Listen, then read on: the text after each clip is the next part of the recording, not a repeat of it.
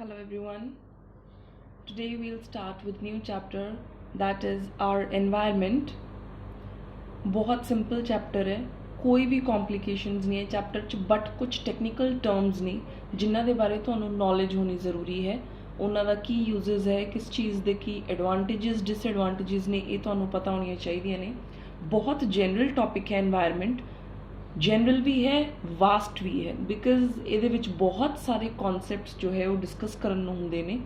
तो आप वो सारे कॉन्सैप्ट्स डिस्कस करांगे जो अपनी बुक NCERTs दे विच दिते ने, एंड उहदे नाल रिलेटेड थोड़े बहुते जो भी टॉपिक्स अपने डे टू डे लाइफ दे विच होणगे, राइट।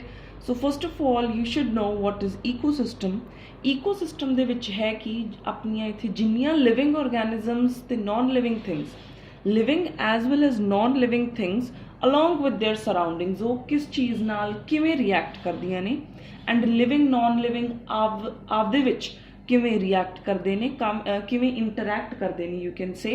एक टुगेदर जदों इस चीज़ दी आपां नॉलेज लईए, टुगेदर जदों आपां इस चीज़ नूं देखदे हां इकट्ठा भी कोई लिविंग नॉन लिविंग ते उहदे आसे पासे वाले जिहड़े फिजिकल फैक्टर्स ने सारियां चीज़ां नाल किवें इंटरैक्ट कर रहे ने, तां उस चीज़ नूं कहने आपां ecosystem, right? So all the living non-living things along with their surroundings, अपनी surroundings दे नाल किवें interact कर रहे ने, किस टाइम ते किवें behave कर रहे ने, कौन किहदे तो की चीज़ लै रहा है, की चीज़ दे रहा है, ये सारियां चीज़ां फिर आ जांदियां ने अपनियां ईकोसिस्टम दे विच, राइट। दो टाइप दी ईकोसिस्टम दी क्लासिफिकेशन दो टाइप्स हो जाती है जनरली, नैचुरल एंड आर्टिफिशियल, या फिर मैनमेड ईकोसिस्टम्स भी कह सकते हैं। नैचुरल ਉਹ ਈਕੋਸਿਸਟਮਸ ਜਿਹੜੇ ਆਲਰੇਡੀ ਨੇਚਰ ਦੇ ਵਿੱਚ ਆਪਰੇਟ ਹੁੰਦੇ ਨੇ, ਜਿਹਦੇ ਵਿੱਚ ਹਿਊਮਨ ਇੰਟਰਫੇਰੈਂਸ ਨਹੀਂ ਹੁੰਦੀ, right? So they operate in nature themselves without any human interference. For example, desert, forest, ocean, etc. ਇਹਦੇ ਵਿੱਚ ਆਪਣੀ ਕੋਈ ਐਸਾ ਉਹਨੂੰ ਚਲਾਉਣ ਦੇ ਵਿੱਚ, ਉਸ ਈਕੋਸਿਸਟਮ ਨੂੰ ਚਲਾਉਣ ਦੇ ਵਿੱਚ ਆਪਣੀ ਕੋਈ ਵੀ ਇੰਟਰਫੇਰੈਂਸ ਨਹੀਂ ਹੈ। ਉਹਨੂੰ ਜੇ ਆਪਾਂ ਕਿਤੇ ਵੀ ਡਿਸਟਰਬ ਨਹੀਂ ਕਰ ਰਹੇ ਤਾਂ ਉਹ ਨੈਚੁਰਲੀ अपना प्रोसीजर जो ਉਹਦਾ ਹੈਗਾ ਉਹ ਚੱਲੀ ਜਾਂਦਾ ਹੈ, ਉਹ ਆਪੇ ਆਲਰੇਡੀ ਜੀ ਰਹੇ ਨੇ, ਜਿਵੇਂ ਹੈ ਜਿਵੇਂ ਚੱਲੇਗਾ, ਆਪਣੀ ਇੰਟਰਪਸ਼ਨ ਦੀ ਲੋੜ ਉੱਥੇ ਨਹੀਂ ਹੈ, ਰਾਈਟ। ਬਟ ਜਿਹੜੇ ਆਰਟੀਫਿਸ਼ੀਅਲ ਈਕੋਸਿਸਟਮਸ ਹੁੰਦੇ ਨੇ ਇਹ ਓਵਰਆਲ ਹੀ ਆਪਣੇ ਮੈਨਮੇਡ ਹੀ ਹੁੰਦੇ ਨੇ, ਛੋਟੇ ਹੁੰਦੇ ਨੇ, ठीक है, एंड ये टैंपररी भी आप इन्हों कह सकते हैं as compare to natural. Natural तो बड़े परमानेंट होंगे अगर लॉन्ग टाइम तक देखा जाए, तो आर्टिफिशियल जो ईकोसिस्टम्स है मैनमेड ईकोसिस्टम्स है, तो इन्हों के ह्यूमन बीइंग्स की जी हैगी है इंटरवेंशन इंटरप्शन सब चीज़ अपनी रिक्वायर्ड है for operating them successfully, right. For example कोई गार्डन है, गार्डन ਦੇ ਵਿੱਚ ਹੁਣ ਤੁਸੀਂ ਗ੍ਰਾਸ ਲਗਾਇਆ ਹੈ, ਉੱਥੇ ਆਟੋਮੈਟਿਕਲੀ ਗ੍ਰਾਸ ਹੌਪਰਸ ਵੀ ਆ ਰਹੇ ਨੇ, ਤੁਸੀਂ ਦੇਖੋਗੇ ਥੋੜੇ ਟਾਈਮ ਬਾਅਦ ਉੱਥੇ ਐਂਟਸ ਵੀ ਹੈ, ਅਰਥ ਵਰਮਸ ਵੀ ਨੇ, ਤੁਸੀਂ ਆਰਗੈਨਿਕ ਮੈਟਰ ਦਿੱਤਾ ਤਾਂ ਪਲਾਂਟ ਵੈਜੀਟੇਸ਼ਨ ਵੀ ਤੁਸੀਂ ਉੱਥੇ ਗਰੋ ਕਰ ਪਾ ਰਹੇ ਹੋ ਆਪਣੇ ਗਾਰਡਨ ਦੇ ਵਿੱਚ, ਟਰੀਜ਼ ਵੀ ਆ ਰਹੇ ਨੇ। ਹੁਣ ਟਰੀਜ਼ ਦੇ ਉੱਪਰ ਫਰੂਟਸ ਨੇ, ਫਲਾਵਰਸ ਨੇ, ਤਾਂ ਆਟੋਮੈਟਿਕਲੀ ਉਹਦੇ ਉੱਪਰ ਮਧੂਮੱਖੀਆਂ ਬੀਜ਼ ਵੀ ਆ ਰਹੀਆਂ ਨੇ। ਤਾਂ ਤੁਸੀਂ ਕੀ ਕੀਤਾ, ਇਹ ਮੈਨਮੇਡ ਈਕੋਸਿਸਟਮ ਹੋ ਗਿਆ ਵੀ ਇੱਕ ਦੀ ਦੂਸਰੇ ਉੱਪਰ ਡਿਪੈਂਡੈਂਸੀ ਹੈ, ਰਿਲੇਸ਼ਨ ਹੈ ਉਹਨਾਂ ਦੇ ਆਪਸ ਦੇ ਵਿੱਚ ਹਰੇਕ ਚੀਜ਼ ਦੇ, बट क्रिएटर कौन सी ये मैन सी, तो आर्टिफिशियल इकोसिस्टम है ये जो अपनी इंटरवेंशन के नाल चलेगा। एक्वेरियम है, ओवरऑल ही पूरे का पूरा एक्वेरियम किस टाइप की फिश नूं तुसी रखना है, किन्नियां रखनियां ने, ठीक है, किस टाइप की ब्रीडिंग तुसी करवाना चाहते हो फिशेस दे विच, उन्हां लई जो प्लांट्स तुसी उहदे विच देनी है, जो फीड देनी है तुसी उन्हां नूं पाउडर दी या कुछ भी चीज़ां दी वो तुसी एक्सटर्नली प्रोवाइड करदे हो। मतलब उन्हां दे न्यूट्रिशन तो लैके उन्हां दी साफ सफाई तो लैके उन्हां दे ब्रीडिंग रिप्रोडक्शन सिस्टम सारियां दे विच अपनी किते ना किते इंटरप्शन है, एक तरीके की अपनी सपोर्ट की लोड़ है इस चीज़ नूं सक्सैसफुली रन करन लई। तां एक्वेरियम भी की हो गया एक तरीके का आर्टिफिशियल इकोसिस्टम हो गया। क्रॉपलैंड्स बिल्कुल ही अपने टोटल ओवरऑल खेतीबाड़ी जो भी चीज़ां आपां करदे हैं, की ग्रो करना है की नहीं करना, ठीक है, वो सारा अपने ते है। So kindly note this content first. Types of ecosystem तुसी नोट कर सकते हो, you can pause the video and note down the two types of ecosystem, natural and artificial ecosystem with example, then we'll proceed. Now ecosystem के components की ने, किन्ना चीज़ों को मेनली कंबाइन करके ईकोसिस्टम तैयार होया अपना। सो कंपोनेंट्स ऑफ ईकोसिस्टम जो है ब्रॉडली दो कैटेगरीज दे विच आपां डिवाइड करते हैं, biotic and abiotic, right. Biotic वो सारियां चीज़ां जिहड़ियां कि ईकोसिस्टम दे विच लिविंग ने, ਲਿਵਿੰਗ ਥਿੰਗਸ ਜਿੰਨੀਆਂ ਵੀ ਨੇ ਉਹਨਾਂ ਸਾਰਿਆਂ ਲਈ ਆਪਾਂ ਬਾਇਓਟਿਕ ਵਰਡ ਯੂਜ਼ ਕਰਦੇ ਹਾਂ ਐਂਡ ਇਹ biotic is used for all the non living constituents, right? So let's read about first biotic की चीज़ है. Biotic it constitute all the living organisms. Living organisms ਨੂੰ ਅੱਗੇ ਆਪਾਂ biotic components ਨੂੰ broadly 3 categories ਦੇ ਵਿੱਚ divide ਕਰਦੇ ਹਾਂ. ਕਿਹੜੇ? ਪਹਿਲਾ producer, second is consumers, third is decomposers. ਤਿੰਨਾਂ ਦੇ ਬਾਰੇ ਆਪਾਂ ਅਗਲੇ ਟੌਪਿਕ ਦੇ ਵਿੱਚ ਡਿਟੇਲ ਦੇ ਵਿੱਚ ਕਰਾਂਗੇ ਕਿ ਪ੍ਰੋਡਿਊਸਰਸ ਕੌਣ ਹੁੰਦੇ ਨੇ, ਕੰਜ਼ਿਊਮਰਸ ਐਂਡ ਡੀਕੰਪੋਜ਼ਰਸ ਜਿਹੜੇ ਹੈਗੇ ਆ ਉਹ ਕਿਉਂ ਹੁੰਦੇ ਨੇ ਤੇ ਇਹਨਾਂ ਦਾ ਰੋਲ ਕੀ ਹੈ ਆਪਣੇ ਈਕੋਸਿਸਟਮ ਦੇ ਵਿੱਚ, ਰਾਈਟ? ਤੇ ਬਾਇਓਟਿਕ ਦੀਆਂ ਐਗਜ਼ਾਮਪਲਸ ਕੋਈ ਪਲਾਂਟ ਹੈ, ਹੁਣ ਤੁਸੀਂ ਸੋਚੋ ਪਲਾਂਟ ਪ੍ਰੋਡਿਊਸਰ, ਐਨੀਮਲਸ ਬਹੁਤ ਤਰ੍ਹਾਂ ਦੇ ਕੰਜ਼ਿਊਮਰਸ, ਮਾਈਕਰੋ ਆਰਗੈਨਿਜ਼ਮਸ ਜਿਹੜੇ ਹੈਗੇ ਉਹ ਡੀਕੰਪੋਜ਼ਰਸ, ਰਾਈਟ? ਤਾਂ ਇਹ ਜਿਹੜੇ 3 ਟਾਈਪ ਦੇ ਨੇ ਇਹ ਸਾਰੇ ਆਪਣੇ ਲਿਵਿੰਗ ਆਰਗੈਨਿਜ਼ਮਸ ਦੀ ਕੈਟੇਗਰੀ ਦੇ ਵਿੱਚ ਆਉਂਦੇ ਨੇ, ਠੀਕ ਹੈ? ਸਿਮਿਲਰਲੀ ਜਿਹੜਾ ਇਹ ਬਾਇਓਟਿਕ ਹੁੰਦਾ ਉਹਦੇ ਵਿੱਚ ਜ਼ਿਆਦਾਤਰ ਆਪਾਂ ਸਾਰੇ ਨॉन ਲਿਵਿੰਗ ਥਿੰਗਸ ਲੈਂਦੇ ਹਾਂ. ਨॉन ਲਿਵਿੰਗ ਥਿੰਗਸ ਦੀਆਂ ਵੀ ਅੱਗੇ ਆਪਾਂ ਬ੍ਰੌਡਲੀ 3 ਕਲਾਸੀਫਿਕੇਸ਼ਨਸ ਕਰਾਂਗੇ. ਆਰਗੈਨਿਕ ਕੰਪਾਊਂਡਸ ਜਿਵੇਂ ਪ੍ਰੋਟੀਨਸ, ਲਿਪਿਡਸ, ਅਮੀਨੋ ਐਸਿਡਸ, ਇਹ ਸਾਰੀਆਂ ਕੀ ਚੀਜ਼ਾਂ ਨੇ ਈਕੋਸਿਸਟਮ 'ਚ ਹੈਗੀਆਂ, ਠੀਕ ਹੈ? ਹੁਣ ਪ੍ਰੋਟੀਨਸ, ਕਾਰਬੋਹਾਈਡਰੇਟਸ, ਲਿਪਿਡਸ ਹੋ ਗਏ, ਅਮੀਨੋ ਐਸਿਡਸ ਹੋ ਗਏ, ਇਹ ਸਾਰੇ ਜਿਹੜੇ ਆਰਗੈਨਿਕ ਕੰਪਾਊਂਡਸ ਹੈ ਇਹ ਈਕੋਸਿਸਟਮ ਦਾ ਪਾਰਟ ਹੈ, ਠੀਕ ਹੈ? ਬਟ ਇਹ ਕੀ ਹੈ, ਇੱਕ ਨॉन ਲਿਵਿੰਗ ਥਿੰਗਸ ਨੇ. ਇਨਆਰਗੈਨਿਕ ਸਬਸਟਾਂਸਿਸ ਮਿਨਰਲਸ, ਮੈਗਨੀਸ਼ੀਅਮ ਮਿਨਰਲ ਹੈ, ਸਿਲਿਕਨ ਹੈ, ਨਾਈਟ੍ਰੋਜਨ ਹੈ, ਕਾਰਬਨ ਹੈ, ਆਕਸੀਜਨ ਹੈ, ਇਹ ਸਾਰੇ ਕੀ ਨੇ ਆਪਣੇ ਮਿਨਰਲਸ ਨੇ. ਤਾਂ they are all inorganic substances present, ਇਹ ਵੀ ਆਪਣੇ ਈਕੋਸਿਸਟਮ ਦਾ ਕੀ ਹੈ, ਪਾਰਟ ਹੈ.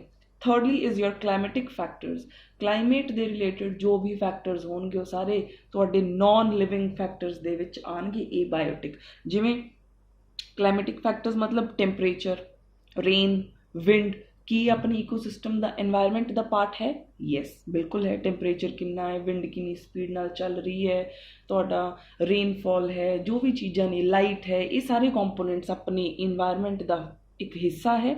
ਇਹਨਾਂ ਨੂੰ ਆਪਾਂ ਕਲਾਈਮੇਟਿਕ ਫੈਕਟਰਸ ਇਹ ਬਾਇਓਟਿਕ ਫੈਕਟਰਸ ਦੇ ਅੰਡਰ ਕੈਟੇਗਰਾਈਜ਼ ਕਰਦੇ ਹਾਂ. So you can get a question like differentiate between biotic and biotic components with examples, right? So ਤੁਹਾਡਾ ਆਲਰੇਡੀ ਇੱਕ ਡਿਫਰੈਂਸ ਦਾ ਵੀ ਕੁਐਸਚਨ ਤਿਆਰ ਹੈ. ਤੁਹਾਨੂੰ ਕੱਲਾ ਬਾਇਓਟਿਕ ਬਾਰੇ ਪੁੱਛਿਆ ਜਾਂਦਾ ਤੁਸੀਂ ਉਹ ਵੀ ਕਹਿ ਸਕਦੇ ਹੋ, ਬਾਇਓਟਿਕ ਦਾ ਵੀ ਕਹਿ ਸਕਦੇ ਹੋ. ਤੁਹਾਨੂੰ ਇੱਕ ਡਿਫਰੈਂਟ ਕੁਐਸਚਨ ਆ ਗਿਆ ਕਿ classification of biotic components in environment, right? ਤਾਂ ਕਲਾਸੀਫਿਕੇਸ਼ਨ ਤੁਹਾਨੂੰ ਦੱਸਤੀ ਇਹ 3 ਨੇ ਐਂਡ ਸਿਮਿਲਰਲੀ ਤੁਹਾਨੂੰ ਕਲਾਸੀਫਿਕੇਸ਼ਨ ਦੱਸਤੀ ਬਾਇਓਟਿਕ ਨॉन ਲਿਵਿੰਗ ਦੀ ਜੋ ਕਿ ਆਪਣੇ এনवायरमेंट ਦੇ ਵਿੱਚ ਨੇ ਵਿਦ ਐਗਜ਼ਾਮਪਲ. ਤੁਸੀਂ ਮੈਂ ਇਹਨਾਂ ਦੀਆਂ ਵੀ ਐਗਜ਼ਾਮਪਲਸ ਦੇਤੀਆਂ ਐਂਡ ਇਹਨਾਂ ਦੀਆਂ ਵੀ ਐਗਜ਼ਾਮਪਲਸ ਦੇਤੀਆਂ. So you can get 3 to 4 questions from this data. ਕਿਸੇ ਵੀ ਤਰੀਕੇ ਨਾਲ ਤੁਸੀਂ ਬਣਾ ਸਕਦੇ ਹੋ. ਡਿਫਰੈਂਸ ਲਓ ਜਾਂ ਇੰਡੀਵਿਜੂਅਲੀ ਕੁਐਸਚਨ ਲਓ ਜਾਂ ਕੋਈ 1 ਮਾਰਕ ਦਾ ਇੱਕ ਵਿੱਚੋਂ ਫੈਕਟਰ ਪੁੱਛਿਆ ਜਾਵੇ ਤੁਹਾਨੂੰ ਕੋਈ example et cetera, so you can answer that. So first pause the video, note this content of components of ecosystem, then resume for next topic. Now let's discuss कि अपने producers की चीज़ ने, consumers की चीज़ ने, ਤਾਂ ਹਰੇਕ ਤਿੰਨੋਂ ਜੋ ਆਪਾਂ classifications ਕੀਤੀਆਂ ਸੀਗੀਆਂ ਬਾਇਓਟਿਕ ਦੀਆਂ ਤਾਂ ਤਿੰਨਾਂ ਤੇ ਇੱਕ ਆਪਾਂ ਸ਼ਾਰਟ ਨੋਟ ਤਿਆਰ ਕਰ ਰਹੇ ਹਾਂ, ਠੀਕ ਹੈ? ਕੱਲਾ ਜੇ ਤੁਹਾਨੂੰ ਤਾਂ ਵੀ ਆਨਸਰ ਕਰ ਪਾਓਗੇ, ਜੇ ਕੰਬੀਨੇਸ਼ਨ ਦੇ ਵਿੱਚ ਆ ਜੇ ਤਾਂ ਵੀ ਤੁਸੀਂ ਉਸ ਚੀਜ਼ ਨੂੰ ਆਨਸਰ ਕਰ ਪਾਓਗੇ.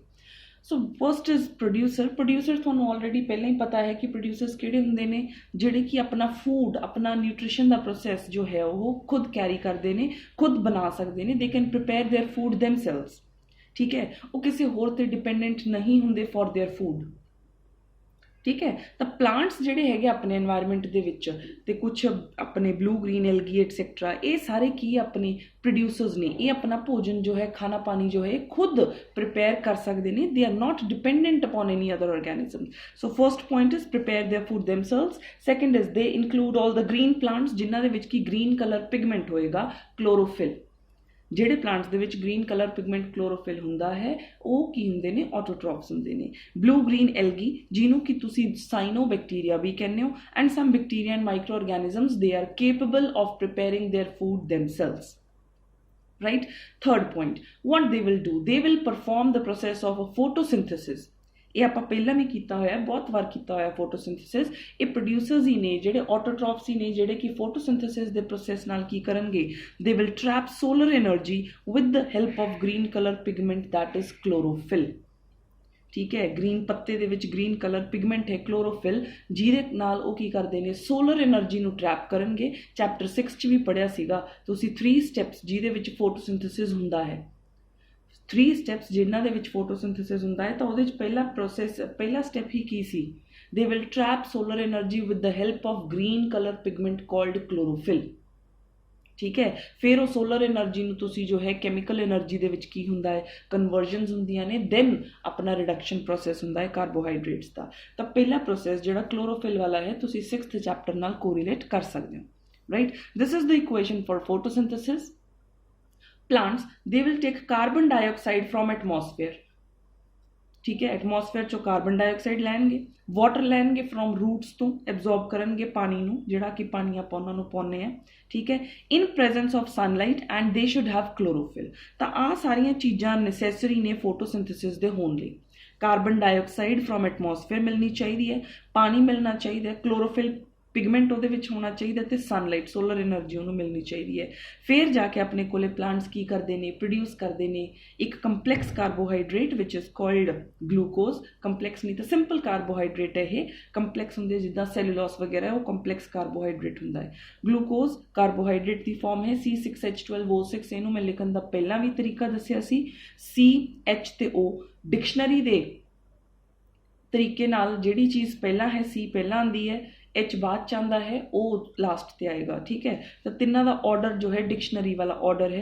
And 6 12 6 that is 6 12 6 multiple of 6 12 हैगा। तो इस चीज़ नूं लिखना ईजी हो जाता है, to it's easy to remember.